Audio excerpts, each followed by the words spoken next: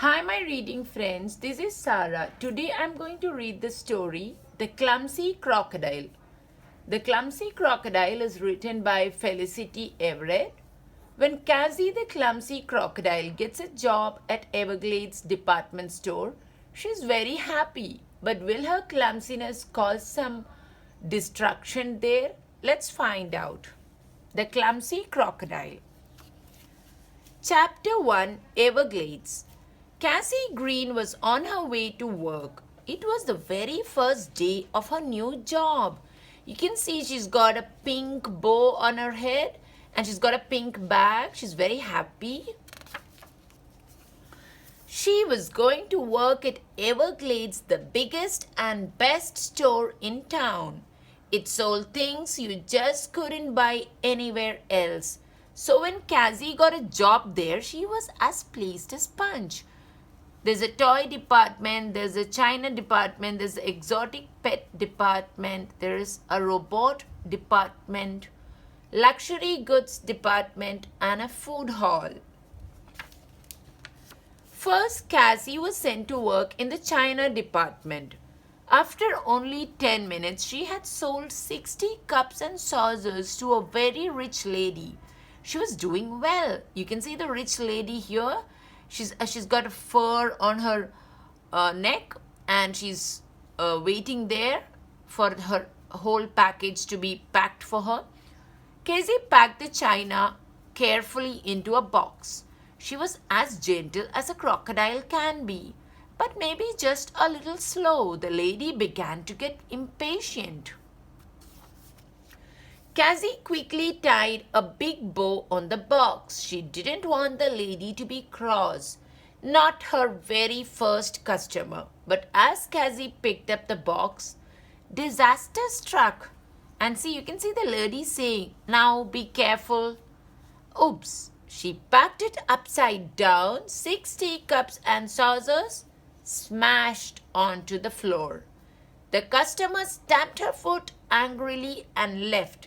You can see all the cups and saucers are falling down.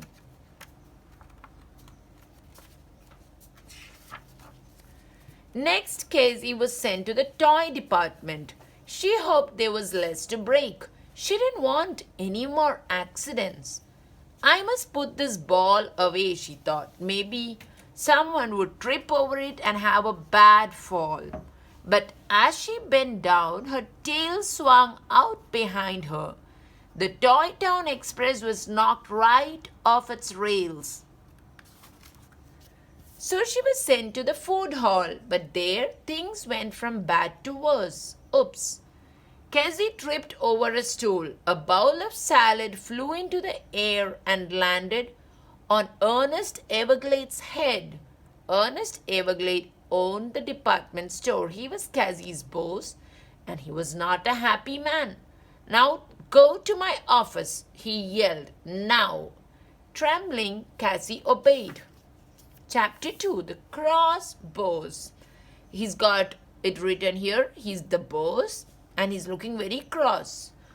Ernest Everglade was furious. He liked salad but not on his head. "Go and don't ever come back," he told Cassie. "I don't want a clumsy crocodile in my store." So Cassie is very sad. Cassie begged and pleaded. She pleaded and begged. "Just give me one more chance. I'll be very careful," she promised. But Mr. Everglade was more interested in his newspaper. He wasn't even listening to Cassie. "I'll pay for anything I break," said Cassie. At last he looked up. "I don't have time for you," he sighed. "Some jewel thieves are in town, the famous Greedy Boys." Cassie gasped. Everyone had heard of the Greedy Boys, but she still wanted her job back. She began to cry. Now Mr. Everglade couldn't stand crying. He would do anything to stop it. Okay, he said. "Go to the luxury goods department first thing Monday morning." "Oh, thank you. You won't regret it, I promise," said Cassie. Chapter 3 Getting It Right. The next day was Sunday. Cassie worked hard at home getting ready for Monday. She emptied her cupboards and stacked everything inside them. She stacked every pot, plate, cup, and saucer in the house. The stacks got wobblier and wobblier and higher and higher. You can see they're all placed one on top of the other. Next, she found paper, scissors, ribbon, and tape. She wrapped everything she could get her hands on. Why a ball so round? So even the ball, she's wrapping it up. When she finished wrapping, Cassy was so exhausted. All she wanted to do was sit down, but when she looked for her comfiest chair, there was just one small problem. She'd wrapped it up too. So she set up her mirror and served imaginary customers. A flying pig. Try the pet department, sir. I'm sorry, madam. We don't sell crocodile skin handbags. You don't like your spotted socks, sir? I'll change them at once. And she smiled her toothy crocodile smile until her whole face ached. So you can see she's practicing. Can I help you? Mr. Everglade will be proud of me, she thought. So she's looking at the mirror and she's feeling very proud. Finally, Cassy put on her Everglades badge and admired herself in the mirror. She looked perfect. Cassy in charge. On Monday morning, Cassy was the first to arrive in the luxury goods department. Only the security guard was there. He had been guarding the store during the night. The guard was finishing his breakfast. He was very pleased to see Cassy. Now he could go home to bed. I'll be off now you're here. Cassy was nervous. She didn't want to be left alone in the store. Do you have to go? You'll be fine, said the guard. Just keep an eye on the Everglades Emerald. So this is the Everglades Emerald. It's kept in a big case. Don't worry, you can count on me. The guard left. Cassy wasn't nervous anymore. She felt important. She was in charge. The Everglades Emerald was the most expensive thing in the store. It was kept in a case of extra strong glass. Cassy thought it was the most beautiful jewel she had ever seen. But Cassy wasn't the only one admiring the emerald. Hiding behind a pot were Nigger and Rupert, the greedy boys. What a beauty! But look at that case, said Rupert. How will we ever break the glass? Never fear, Nigel whispered, and as Cassy wandered away from the emerald, Nigel took something from his pocket. Chapter 5 Disaster. Nigel held up a small whistle. My secret weapon, he said. It can't be heard by humans, but it can. He put the whistle to his lips and blew. The case exploded. Shatter glass, he finished. He grinned. The Everglades Emerald was theirs for the taking. At last, gasped Rupert. I can't wait to get my hands on it. Nigel and Rupert sneaked out from their hiding place. Their eyes glittered with greed. Now to collect our prize, said Nigel. We'll be the richest men in the world. So they're very happy and they're going to take the emerald.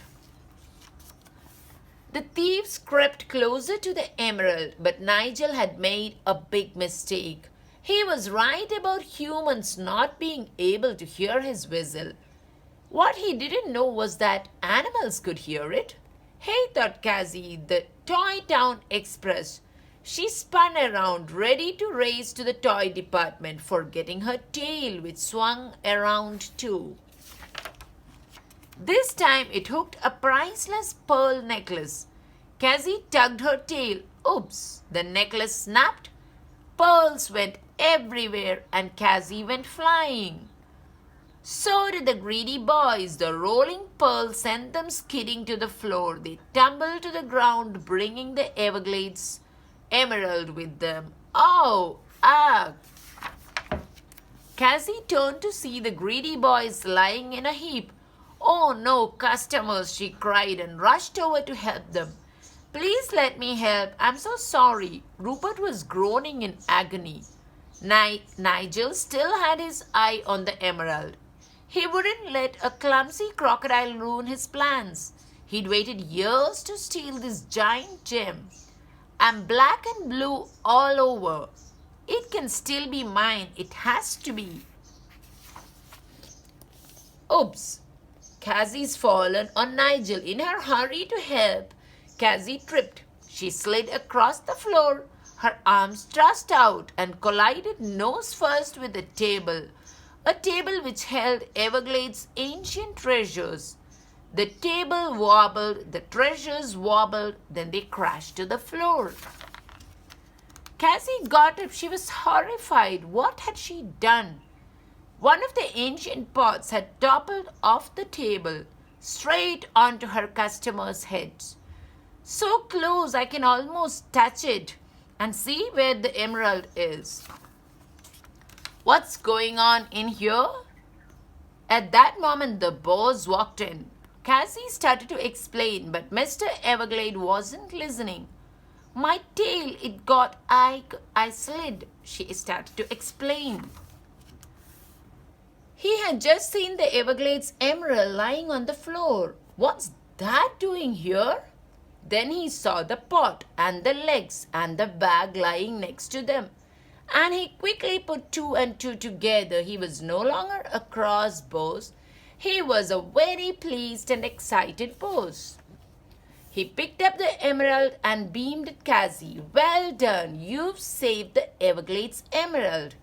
Cassie was puzzled. Mr. Everglade pointed to the pot. "And you've caught the greedy boys," he added. "So I have," said Cassie.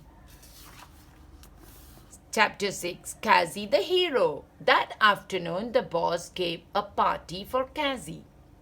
The whole town was invited, except for the greedy boys.